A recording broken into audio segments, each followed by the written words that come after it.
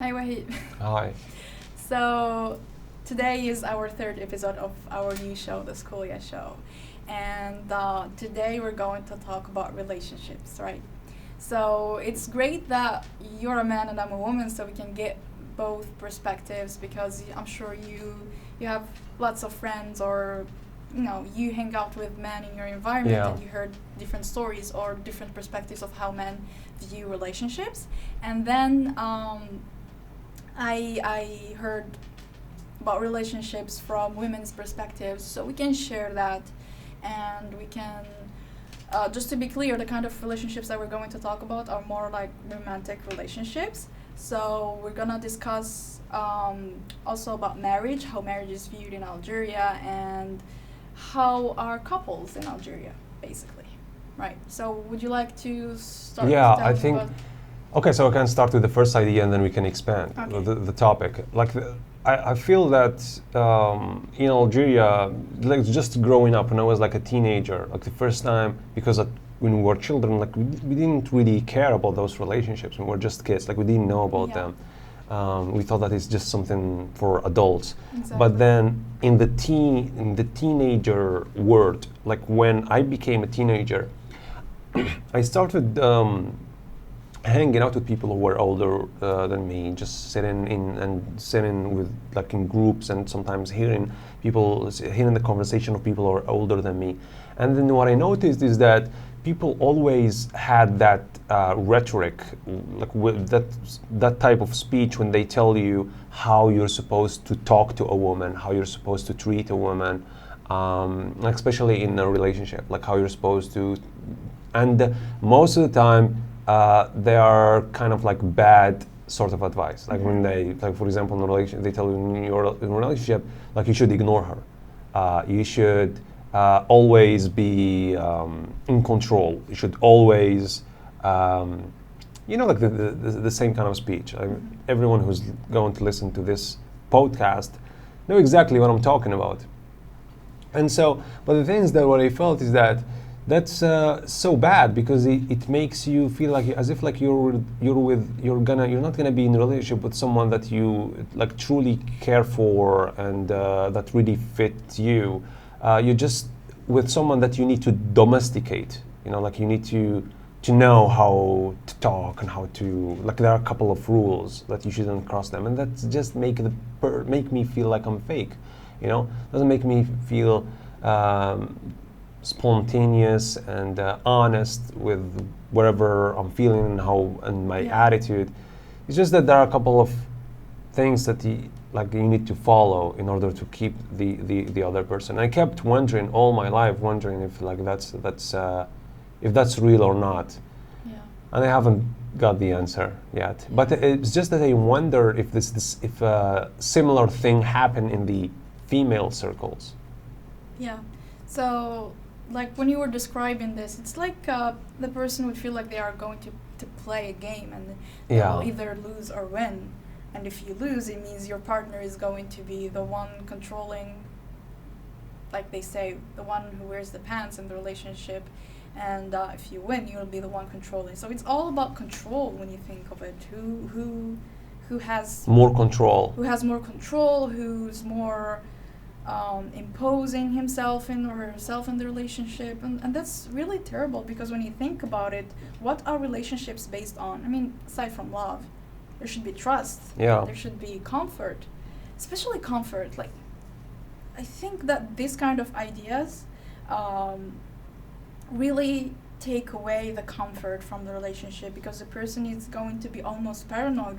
They are going to base their relationship on what they heard other people say. Like if they say, for example, women do a certain thing, and if that person is in a relationship and he sees his girlfriend or his wife doing something just similar to that, maybe she's doing it for a completely different reason, but you think, oh, maybe they said that, so she's trying to make me feel like that. So that's like really terrible. And to answer your question, you said if this happens with women too, yeah, it definitely does. I mean, I've heard it even, you said like when we were kids, we don't think about it. But I think as a kid, I thought about it as in the future. Like, because women tend to not pay attention to the children around them when they chat, and you will see it in the hairdresser saloon. Mhm. Yeah, the saloon, and in weddings when your mom visits her friends, those meetings where there's only women, and I used to be shy kid and quiet, so I didn't play a lot when I go to visit with my mom. I just stay there still waiting for her to give me the cake and eat and listen. Yeah. So I listen to adults speaking about relationships, and I think I've heard things that made me kind of hate relationships. They sound fake because, as you said, they are mostly negative things. And as I grew up, they didn't change. I started hearing them from friends around me, or older girls who had boyfriends, or women who are married. Especially when the more you grow, the more the marriage topic is brought up, and you're given unsolicited pieces of advice. And I think I really don't know what to say about this.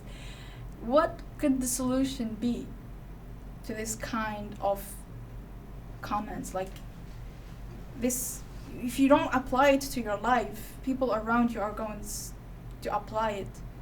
Right. For example, the same things are said about men. Like sometimes you need to ignore the man, so he follows you. Like if you're too clingy, he will lose interest. But if you ignore him, he will get more interested in you. And I think guys hear the same thing. But okay, first of all, before continuing with this topic, is it okay if the mic is like here, because my mic is here and yours is the? No, it's not the same one. That's like for this of the second camera. He told me it's okay earlier. Anyway, my mic is here, yours is in the arm. At least like you just get close. Maybe it would be better. Okay. Yeah. So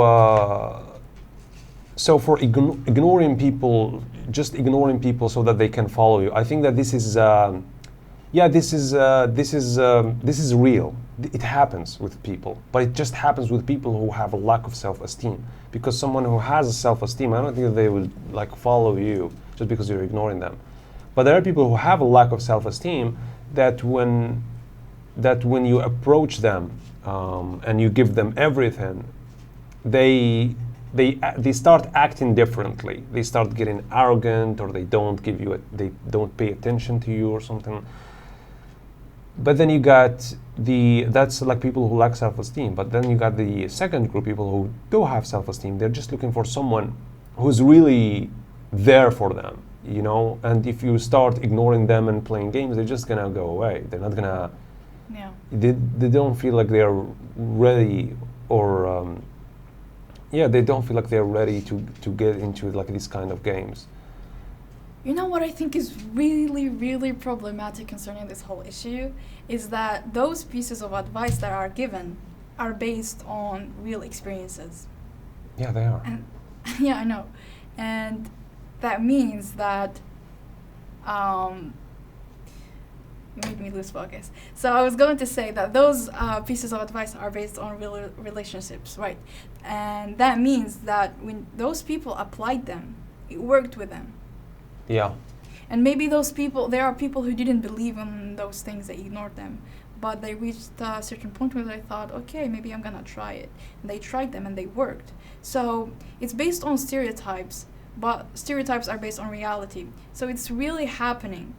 And I think what we need to do is to start a relationship fresh, having trust in your partner and in your relationship and in yourself. And you forget about all those things that you heard and do not apply them.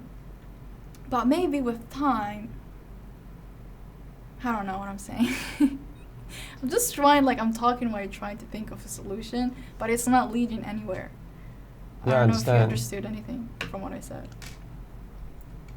To be honest, I just wanted to comment about something that you just said regarding, like yeah, sometimes they work, but they work with only certain people, like those relationship rules. Yeah. But but but but there is only one problem: the type of girls that you're going to attract, and you're going to be attractive to them, and you're going to end up in a relationship with them or in marriage with them.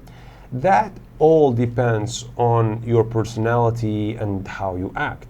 So when you're acting this way, when you try to ignore people so that they can follow you, ignore females so that they can follow you, or you treat them bad so that they can follow you, or treat you as if you're superior or everything, you're just gonna end up with a very, very bad type of females. Not only females, that's also an advice for females who also don't want to end up with a really bad type of guys.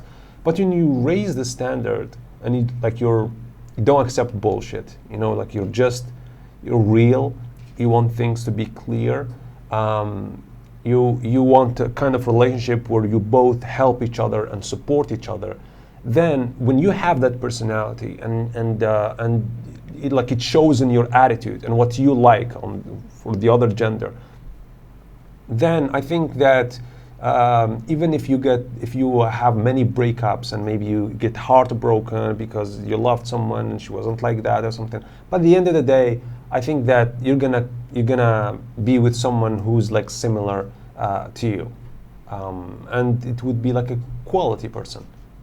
Yeah, exactly. What I was trying to say, I think I expressed it really badly. I don't know if my message was transmitted, whether to you or to the audience. What you said caught my attention concerning it only applies to certain people.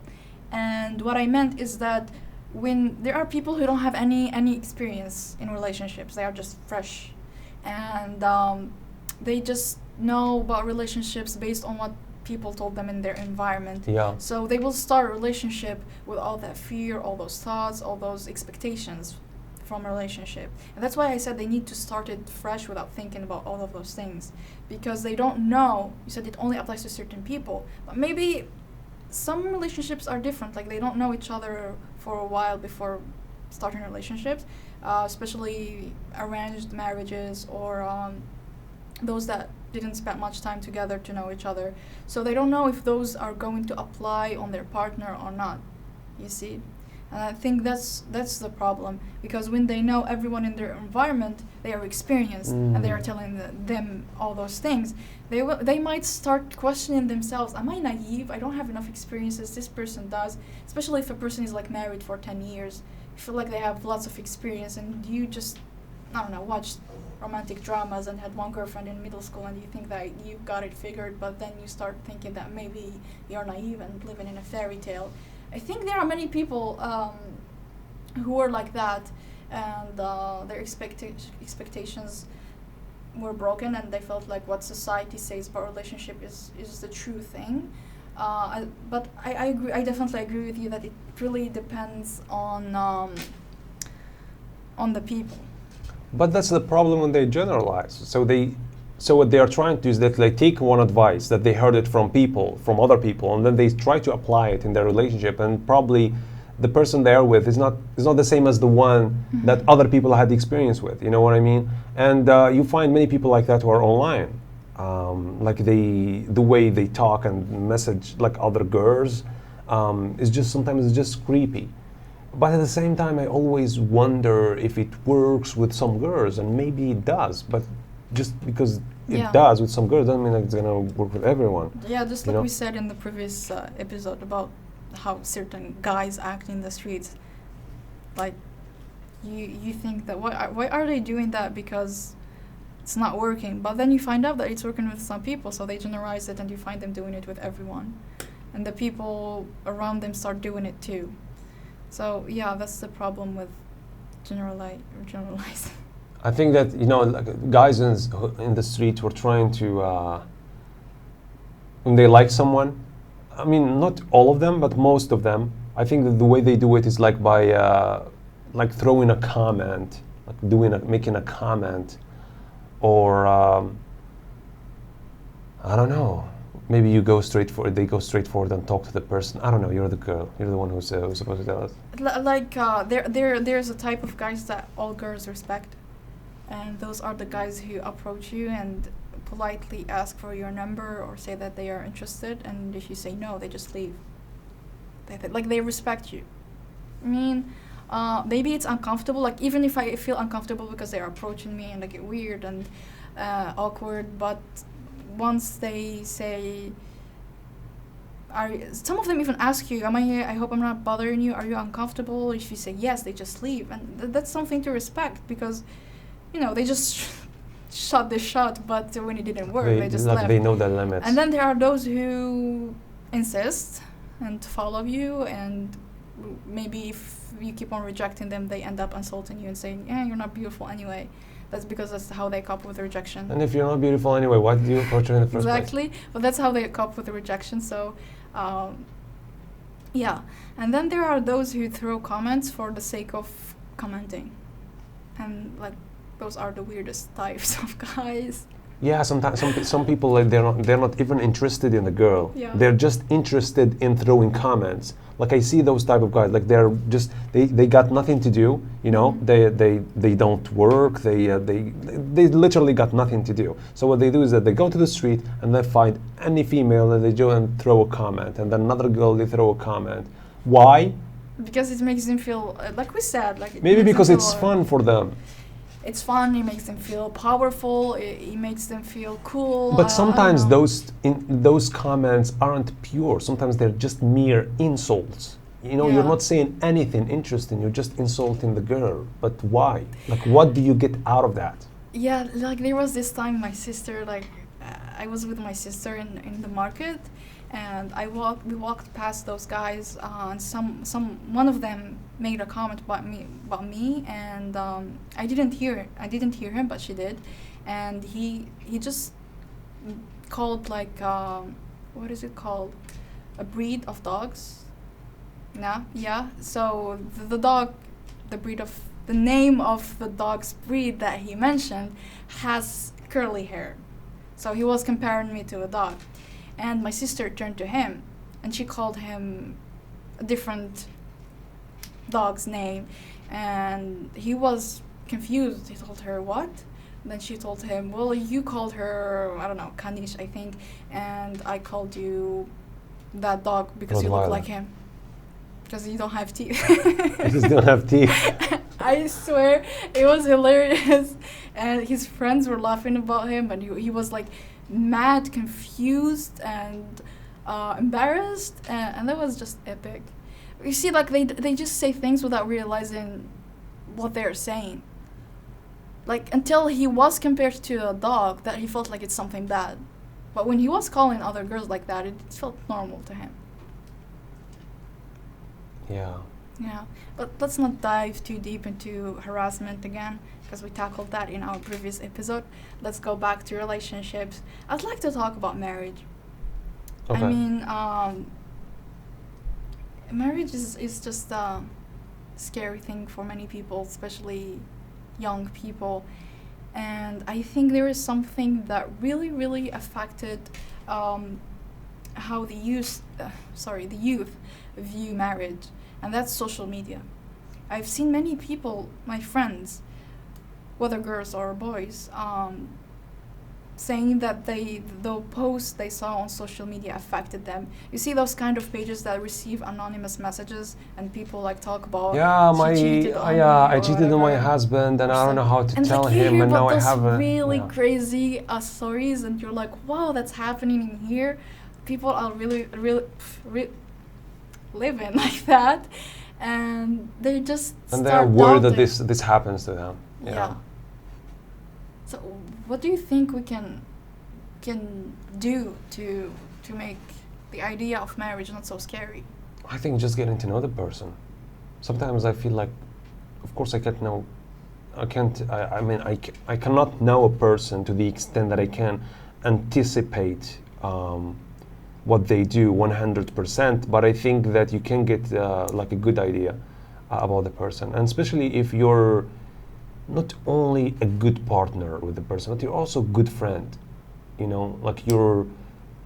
I think that you realize that you're a good friend in times of in bad times, not in good times.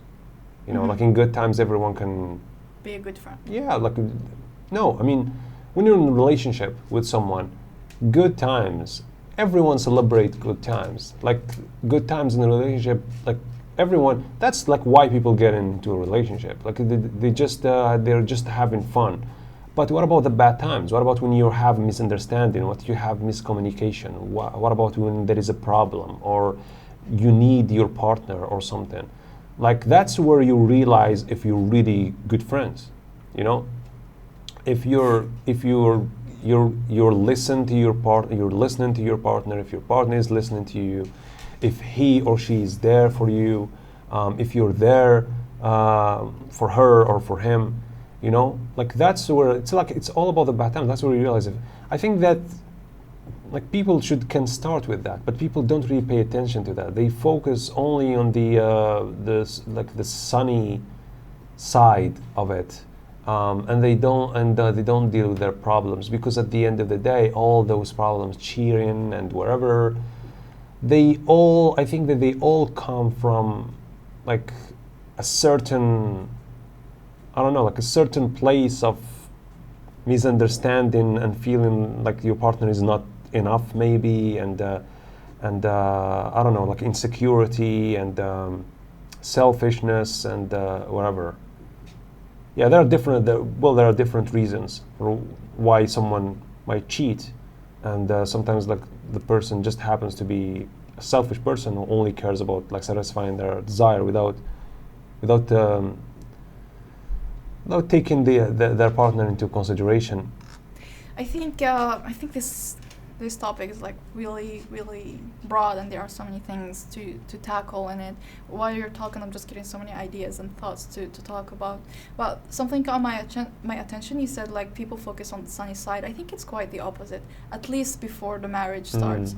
I think people are focusing only on the bad side because that's how society portrays it. Like marriage is seen as something. No, what I mean about mandatory. the sunny side means that when they are in love, they think that this is like just before marriage, when they are in love, yeah. they think that this person is like everything in their lives, Yeah. and everything is gonna be good. Is gonna be well. But like no, shit happens in this life, and you gotta know how you're gonna deal with it. Like, are you comfortable with your partner to deal with problems like an adult, or you're going to do the silent treating and I don't know, like, and then start to slander each other behind their backs. Like you feel like the man is going to talk about his wife with his family, and the wife is going to talk about her man with her family, and then like, you know, like these confusions start and the drama. It's so overwhelming. It's very overwhelming. Yeah. So I think that people should at least be like good friends. You know, like they're couple, but they're also good friends. Like they know how they like talk their problems and they figure out a solution. Yeah. That's just my opinion. I don't know. Like I don't have experience. Yeah. I think it's hard, but well. I think like I said earlier, people shouldn't focus too much on love when it comes to relationships. Not only marriage, but relationships in general. There is like communication is really important. Not only communication, but also the will to listen to each other, and trust. There's comfort. There are so many things. So even if like there is love and one of those things or more are missing, maybe it won't cause so many problems, but with time it would. And I don't know.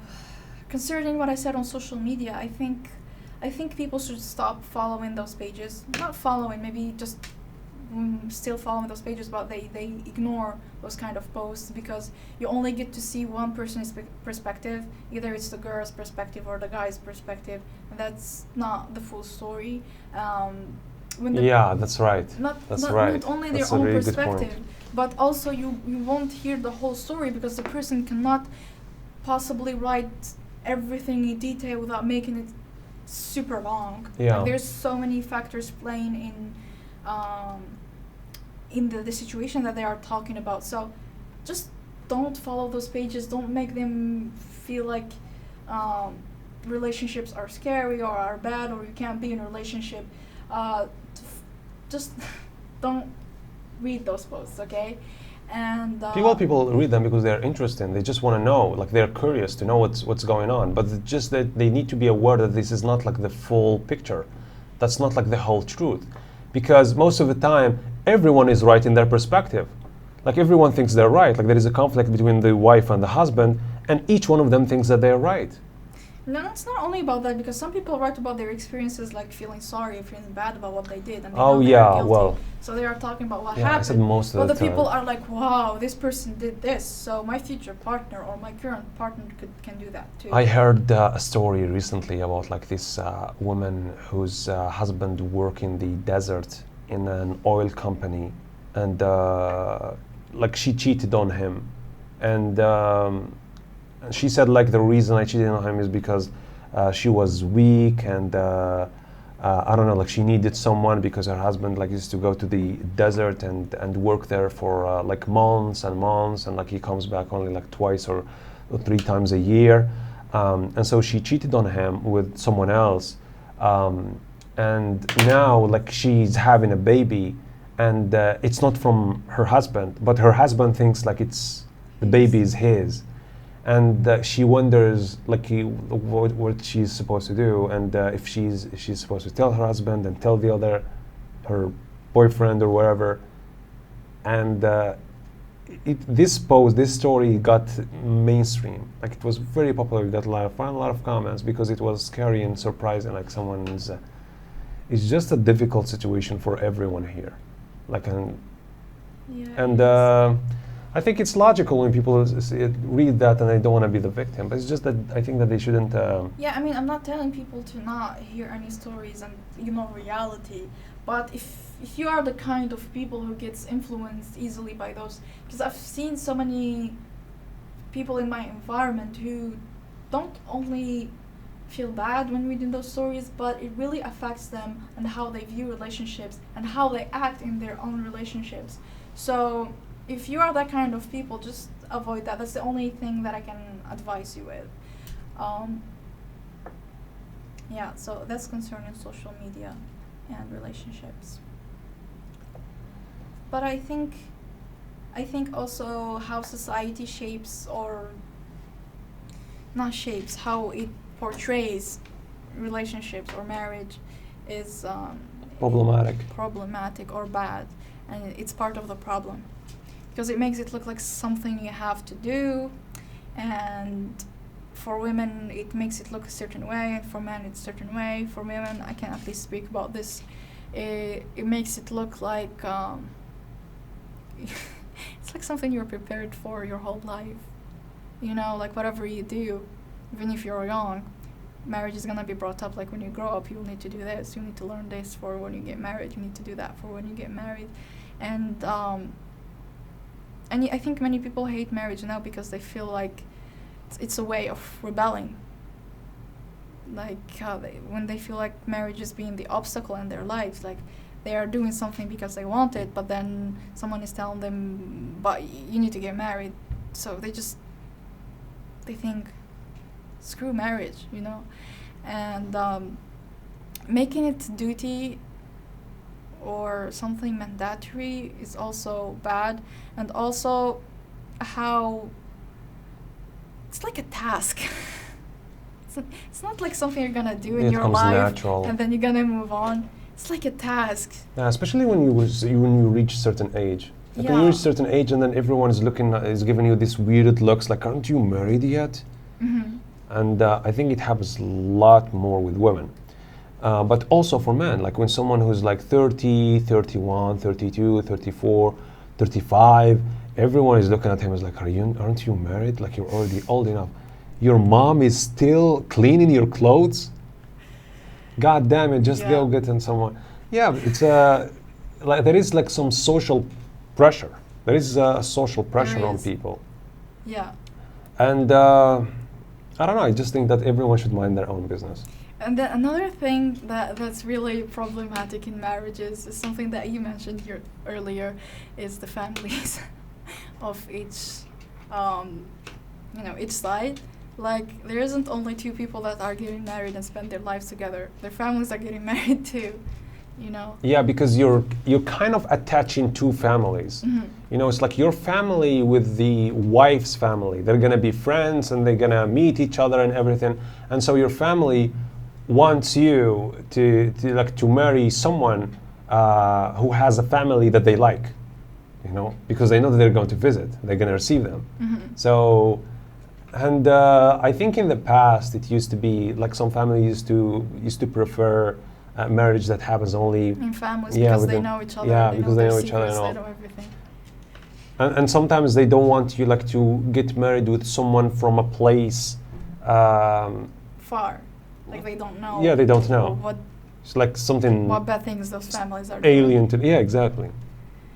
Yeah, and if they will, you know, not have the same culture. But also, it's not only about the families worrying that they won't have good relationship between each other, but also it has to do with how. I mean, it's fine if your family just wants to know the other family to have good communication with them and good relationship in general. But I what I was saying is that, for example, there is a saying, I think, that when you're gonna marry a man, for women, when you're gonna marry a man, you're gonna marry his family too, because his family is going to get involved in your relationship, and that's the problem. For me, it's not a problem that the families will get along together. It's when everyone has a say in your relationship. And this happens a lot with those couples that live with their in-laws. What is it called in sociology? Like there are two types of families, and anyway, let's not get into that. What I'm trying to say is that it happens a lot because you're living with your in-laws. So there's the parents-in-law, there are even the sisters, the brothers, and everyone has a say. And sometimes they gang up on you, you know. Especially it happens with women because they are the ones who go to their husband's family. So if something happens, if there's an issue between the married couple, you will find the others coming to get involved in it, and mostly they are biased. So you don't focus only in the man, if you like he's a good person or not. Yeah, you also, what about his sister? What about his mom? Because the man's gonna go to work, but you're gonna have like to stay with the others. Yeah. And if they were like a bad company, then they would bully you. Maybe they would. I don't know. Yeah, maybe they can even like add fuel to the fire, but by telling the husband she's planting ideas in his head, and vice versa. Like the women's family can do the same thing. It's not only man's family. Gosh. Yeah, that's what I told you. It's like a game. It's scary. Yeah, it is. I like what I forgot his name. Stephen something. He's like a public figure and a psychologist. I like his famous sentence when he said no. When he says something like conflicts are inevitable, like they are supposed like to happen. It just happen. You cannot ignore problems. Like, problems always happen. You're always going to end up with problems. But like what you can control is how you deal with those problems. Mm-hmm. And so I think that this is what our society needs like to learn the most, whether between couples or between families or wherever. Like how are you approaching those problems? Why do you say something that you're not sure of? You know, why would you say something like she's planting those ideas in his? Why would you say that? Why? You know, even though you might think that this is so small, but it's adding fuel to the fire. You think that it's something. I don't know, like people don't have this self-awareness where they can realize how much their words can affect other people, can affect the situation. Like they just say a bunch of sentences and pointing fingers. And I think it's also at, what do we call it? Like a teenage thing to do, an immature thing to do. Childish. Yeah, it's childish and it's immature. Like I always remember myself, for example, 3 years ago or 4 years ago, I used to say anything. And sometimes without having enough data, without having enough information about someone or some people or wherever, but whatever comes to my mind, like I say it. And mostly it's criticism that's not legit, it's just baseless. But I say it because I don't see consequences. But I think that when you grow up, you can see that your words have consequences. So we try to avoid saying whatever and talking whatever, and especially about other people, and especially within families. Because what if the other person like hears that? Like they're going to get hurt. They're gonna feel that they are in a very bad, hostile environment where everyone hates them. And that's if it was the husband or the wife, it's the same. Like if the wife hears that her husband's family are like, I don't know, like hate her, they said something bad about her, she's gonna spend like the rest of her life feeling insecure in front of them, and people will stop acting natural because they think that they're around enemies who are just watching you and waiting for something bad that you do in order to come and get you. And that's just this is horrible. It's a terrible environment. Yeah, I think it just goes back to what we said at the beginning of this episode, which is marriages are about control.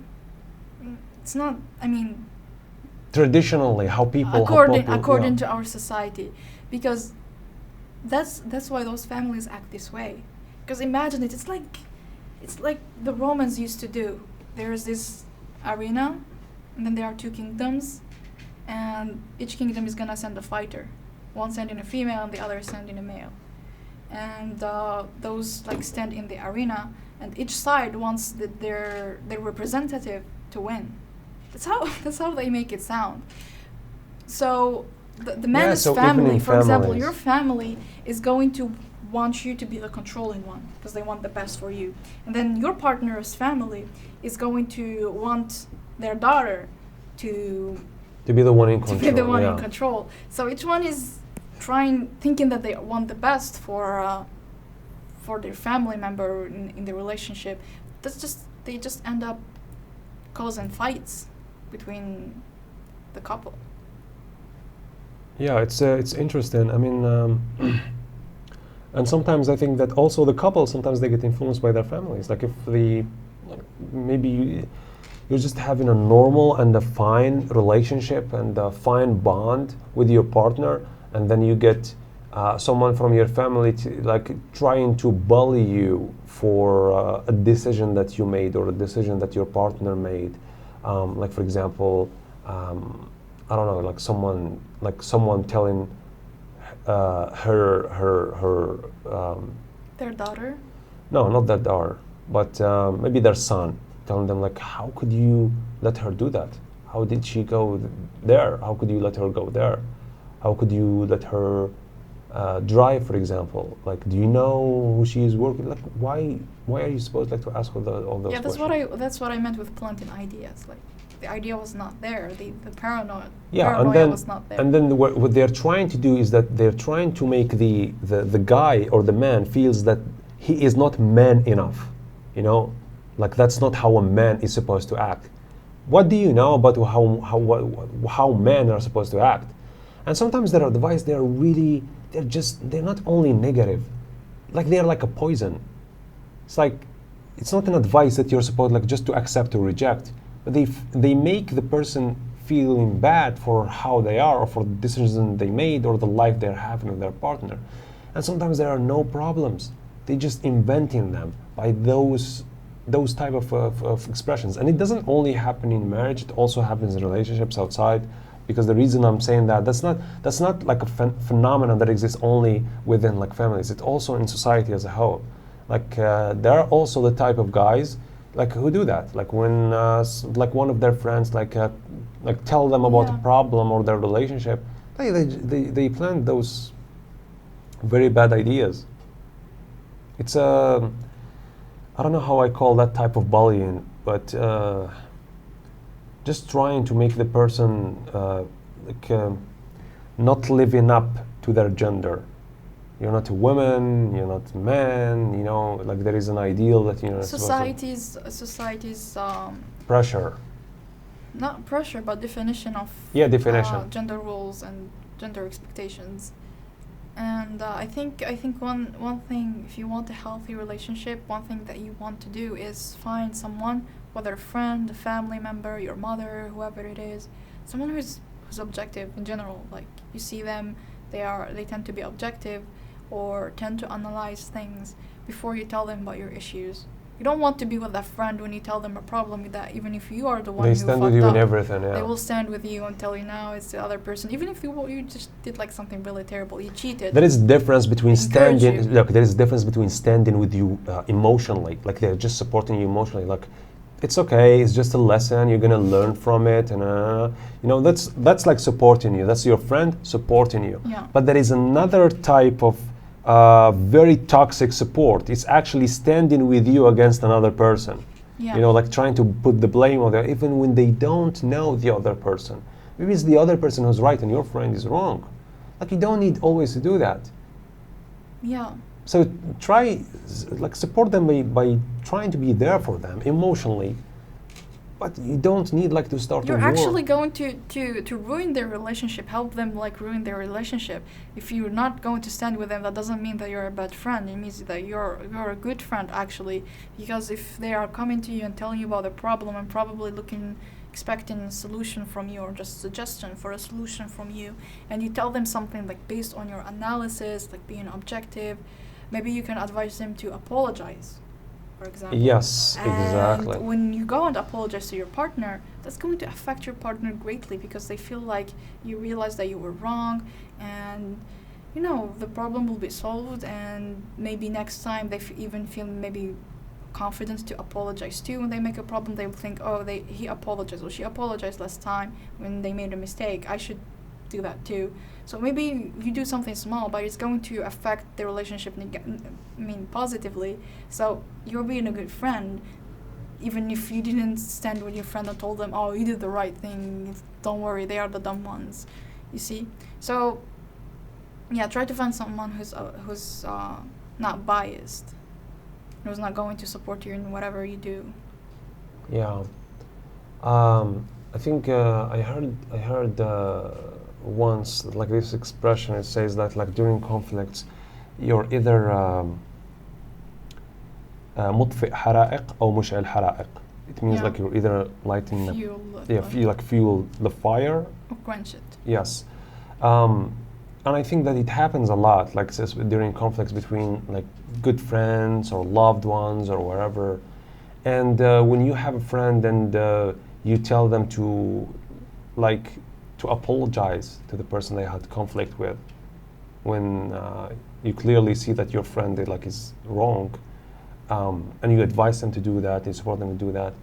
Like, imagine the impact that you're doing. Like, imagine how the other person will think of you afterwards. The person who's been apologized to, they would think like, that's really cool. Like you're a really good friend.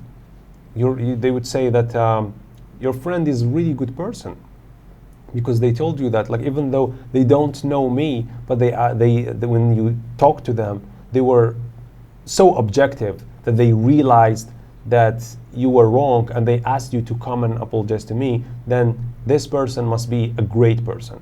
And I think that you're impacting society very, very positively if you do that. But very few people do that. Then I think most of the people just like to make those gangs and groups, and they feel like we're all together and we go to war against everyone who's like trying to mess with anyone from us.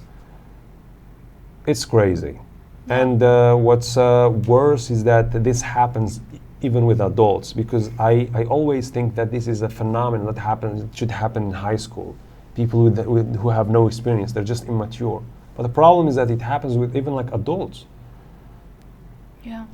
I think another thing that has impact or affects relationships is, as you said, I think you mentioned it earlier, I'm not sure, but it's people is experiences with their families in their childhood. So it's like psychological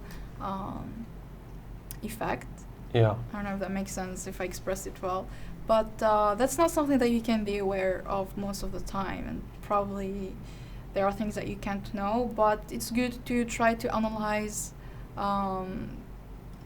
how was your relationship with your parents, or how your parents' relationship affected you as a child, and if you're doing the same things or stuff like that. And maybe I think there are people who realize that their past relationships, things that happened in their childhood affects them in a relationship, and I think it's worth going to a specialist, either a psychologist or I don't know, and to try to resolve those traumas that are affecting your relationship. So just another point that I think has impact. Yeah. All right. So I think that for probably we didn't cover this topic very deeply, but we can have another episode for another time, to tackle this topic about relationships with most mistakes that people do in our society, But we're gonna keep that for another episode. I'd like to just thank everyone who's tuned in today to watch this video. Gonna see you another. And especially leave your feedback concerning what we said. Tell us about things that you experienced in your relationships, or common things that you hear people say in society. So maybe we can tackle it next time in our next episode. So leave that in the comment section.